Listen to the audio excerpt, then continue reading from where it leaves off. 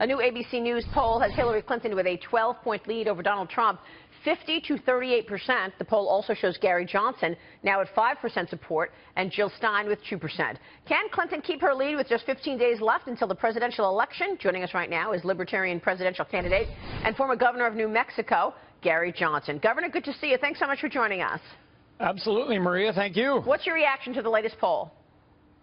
Well, polls are what they are. We'll see what happens on Election Day. I'm just proud of the fact to give people their first choice, independents, young people, active military personnel. What do you need to do in the next 2 weeks to really resonate here? Well, being on your show, I think, kicks it off really well. 15 days to go, so thanks for this opportunity. Smaller government, socially inclusive, skeptical when it comes to our military interventions, and free market. Look, free market. More U.S. jobs, not less U.S. jobs. Governor, it's Kevin Kelly here. We've seen other third parties come into the race, especially in Utah. Has that hurt and impacted you because there are other third parties there that are making noise and detracting from your message? Is that why you're seeing poll numbers come down on your campaign, or what do you think is leading to it? We know you weren't in any of the debates, but aside from that. Well, you know, others running, that is what it is. Can't control anything with that. The big shift in the polls is going from registered voters to likely voters. So a trend there that might change, which would impact future polling, scientific polling, would be that young people and independents would actually show up and vote. We'll see. Governor, Kirsten Haglund here. So young people obviously are big fans of yours. They've been looking for a third way to vote because they're so dissatisfied with both candidates. What would your message be to the Republican and Democratic parties who have done so poorly in reaching the next generation, who are larger than even baby boomers? Okay, this is the largest voting bloc. What message, from being out of the campaign trail with them and seeing their enthusiasm, what do people need to do in order to reach this next generation? Well, I think young people right now are getting screwed. Look, I'm getting my retirement, I'm getting my health care, but you know what? You're probably not going to get yours, and you're going to have to pay for mine. And then, hey, when it comes to wars, we're going to put you in harm's way, and then President Obama's Affordable Health Care Act, dependent on young, healthy people paying for those that are older and not so healthy. So when you talk about smaller government and a balanced budget, I think that that's all about young people and having a country going forward. I do believe at some point there's going to be horrible inflation that will accompany us printing money to basically cover expenses that we're not generating. Governor, it's Dagan McDowell, but on that note, you have two candidates when it comes to entitlement reform. They can't even discuss it because they don't have any plans to do that.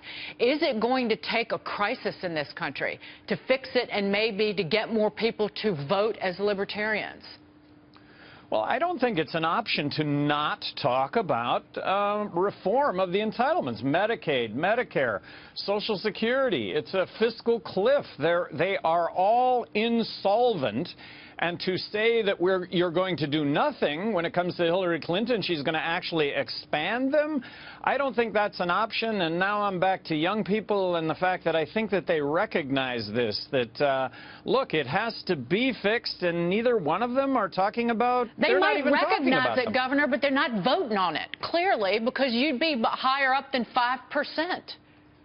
Well, regardless, I'm giving people, this is that marketplace, you know, you all the business channel, you can go out, vote, buy stock in the Libertarian Party, Gary Johnson. We'll see where it goes after this election. We'll see where it goes this election. When you say we'll see where it goes, do you think your message has resonated enough that you've got an agenda that you can actually lead a movement regardless of who's president?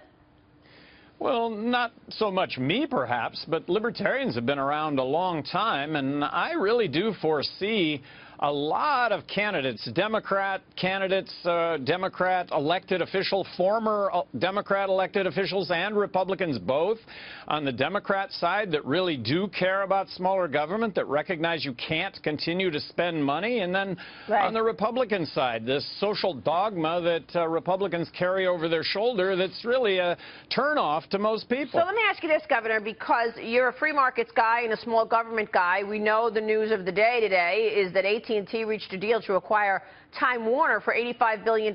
We heard from Hillary Clinton. We heard from Donald Trump. We even heard from Bernie Sanders expressing concerns about this merger. What would you have to say about it if you were in that seat? Well, I think the market takes care of mistakes. And look, a pitch to everybody out there, cut the cable. It's really liberating. And so business, you make a mistake, you pay for it in a really big way. Get too big, you pay for it in a really big way. Let the free market rule, and in this case, they better all pay attention to the fact that we're cutting the cable. It's liberating. Cut the cable. Right. So it's in other liberating. words, you would not have your Justice Department try to stop this deal then?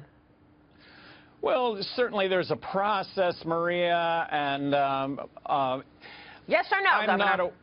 What's that? Would you have your Justice Department block this deal?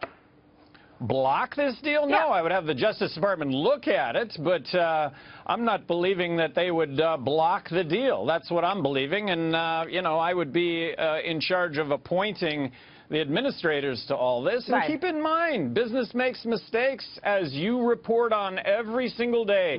They pay for it in a really big way. If they don't offer better products, better services at lower prices, boom, they're done. That's called a free markets candidate. Governor, good to see you. Thank you so much. Governor Gary Johnson.